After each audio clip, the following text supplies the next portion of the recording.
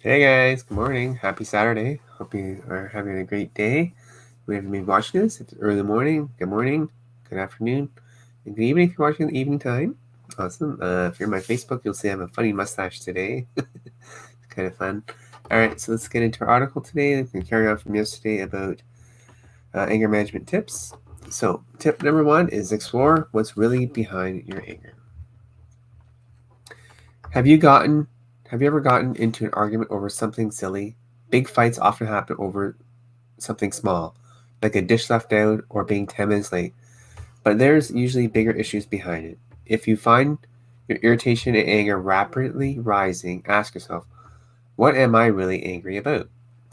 Identify the real source of frustration will help you communicate your anger better. Take constructive action and work towards a resolution.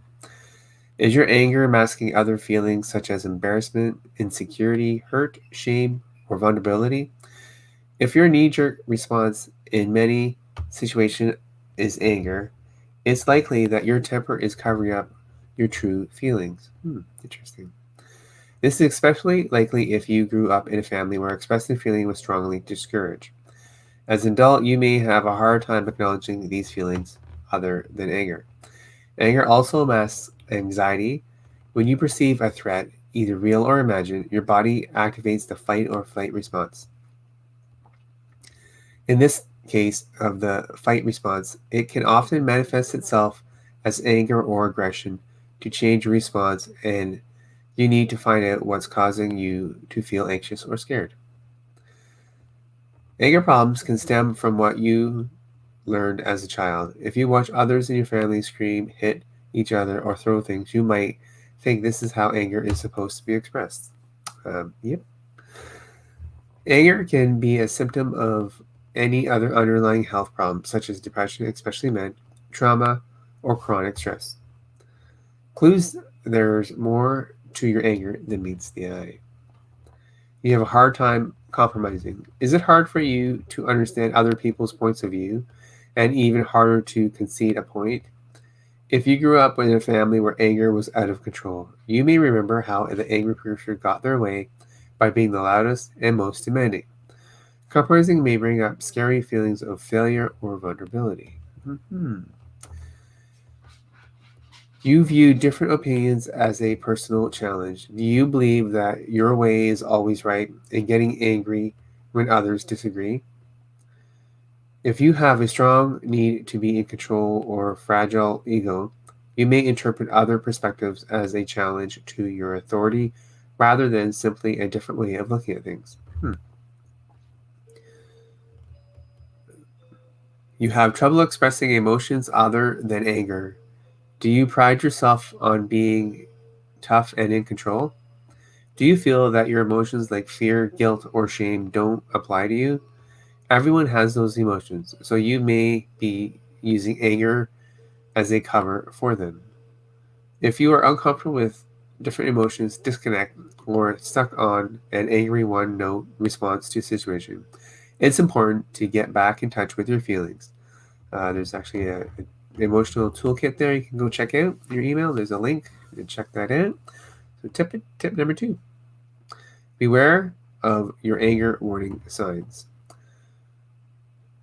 While you might be, while you might feel that you just explode into anger without warning, there are there are in fact physical warning signs in your body. Becoming aware of your own personal signs that your temper is starting to boil allows you to take the steps to manage your anger before it gets out of control. Here are a couple here. Pay attention to the way anger feels in your body. A couple points here. Knot in your stomach, clenching your hand or jaw, feeling clammy or flush, breathing faster, headaches, pacing or needing to walk around. Seeing red, there's a quote. Having trouble concentrating, pounding heart, tense your shoulders. Tip number three: identify your Triggers. Stressful events don't excuse anger, but understanding how these events affect you can help you take control of your environment and avoid unnecessary aggravation. Look at your regular routine and try to identify activities, times of the day, people, places, or situations that trigger irritable or angry feelings. Maybe you get into a fight every time you go out for drinks with a certain group of friends, or maybe the traffic on your daily commute drives you crazy. When you identify your triggers, think about ways to either avoid them or view the situation differently so they don't make your blood boil. Negative thought patterns can trigger anger, for sure. That's what we're talking about positivity, right? Carry on with this here. You may think that external factors that insensitive actions of others, for example, or frustrating situation are causing you anger. But anger problems have less to do with what happens to you than how you interpret and how you think about what happened. Common negative thinking patterns that trigger and fuel anger include overgeneralizing. For example, you always interrupt me. You never consider my needs. Everyone disrespects me. I never get the credit I deserve. Obsessing over shoulds and musts. Having a rigid view of the way a situation should go or must go, and getting angry when reality doesn't line up with this vision. Mind reading and jumping to conclusions, assuming you know that what someone else is thinking or feeling, that they intentionally upset you, ignore your wishes, or disrespect you. Interesting. I think I've done that a few times. Collecting straws, looking for things to get upset about, usually while overlooking or blowing past anything positive. Letting these small irritations build and build until you reach the final straw and explode, often over something relatively minor. Blaming. When anything bad happens or something goes wrong, it's always someone else's fault. You tell yourself life is not fair or blame others for your problems rather than taking responsibility for your own life. Interesting. When you identify the thought patterns that fuel your anger, you can learn to reframe how you think about things. Ask yourself, what's the evidence that the thought is true? That it's not true. Is there a more positive, realistic way to look at the situation? What would I say to a friend who was thinking these things? Number 4, learn ways to cool down quickly. Move on. You can check on your emails for those. That one. Number 5 is find healthier ways to express your anger. For sure. You need that one too.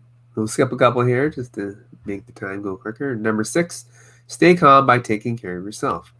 Taking care of yourself, of your overall mental and physical well-being, can help ease tension and diffuse anger problems. Manage stress. If your stress levels are through the roof, you're more likely to struggle controlling your temper. Try practicing relaxation techniques. There's a link there. Go check it out. Such as mindfulness, meditation, progressive muscle relaxation, or deep breathing. The deep breathing works good for quick response stuff. You'll feel calmer and more in control of your emotions. Talk to someone you trust. Nothing eases stress more effectively than chatting face-to-face with a friend or a loved one. The person doesn't have to provide answers. They just need to be a good listener. By talking about your feelings and seeking a different perspective on a situation is not the same as venting. Simply venting your anger at someone will only fuel your temper and reinforce your anger problem. Not getting enough sleep, a lack of sleep can exacerbate negative thoughts and leave you feeling agitated and short-tempered. Try to get 7 to 9 hours of good quality sleep. Next, exercise regularly. Yep, I love this one. It's an effective way to burn off tension and ease, and it can leave you feeling more relaxed and positive throughout the day. Aim for at least 30 minutes on most days, broken up into shorter periods if that's easier. So you can do like a daily 1 hour quick 5-minute exercise type thing. Be smart about alcohol and drugs. They lower your inhibitions and can make it even harder to control your anger. Even consuming too much caffeine can make you more irritable and prone to anger. Interesting. Number 7, use humor to relieve tension. This is awesome. When things get tense, humor and playfulness can help you lighten the mood, smooth over differences, reframe problems, and keep things into perspective. When you feel yourself getting angry in a situation, try using a little lighthearted humor. It can allow you to get your point across without getting the other person's defenses up or hurting their feelings. Cool. Number 8 here. Oh, that was number 7. No, number 8. Recognize if you need professional help, for sure. If despite putting these previous anger management techniques into practice, your anger is still spiraling out of control, or you're getting in trouble with the law or hurting others, you need more help. Absolutely. Anger management classes allow you to meet others coping with the same struggles and learn tips and techniques for managing your anger. Therapy, either group or individual, can be a great way to explore the reason behind your anger and identify triggers. Therapy can also provide a safe place to practice new skills for expressing anger. Cool. Anger isn't the real problem, it's an abusive relationship. Despite what many believe, domestic violence and abuse does not happen due to the abuser's loss of control over their temper. Rather, it's a deliberate choice to control another person. If you're abusive towards your spouse or partner, know that you need specialized treatment, not regular anger management classes. And there's a link there if you guys want to check that out. And thank you to Melinda and Jeannie for writing this article. You guys are awesome. All right, guys, thank you for listening and watching today. It's a bit longer than usual, but I want to get through those tips. Thank you so much. Have yourself a great Saturday, and I hope you guys enjoy whatever Christmas things you're going to take, because I know I am. Me and Leonard are going to check out the one in Fort Erie today, or Ridgeway. Awesome. Thanks. Have a great day. Be positive.